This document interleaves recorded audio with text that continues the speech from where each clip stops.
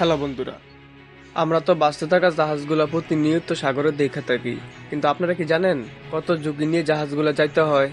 সমুদ্রের ঝড় বাতাস সবগুলো কাটিয়ে যাইতে হয়। তাহলে এই ভিডিওটি একটু দেখেন।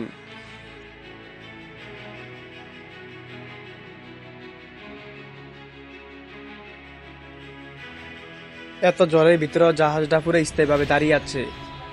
হ্যাঁ, কিছু সিস্টেম চালু তাই।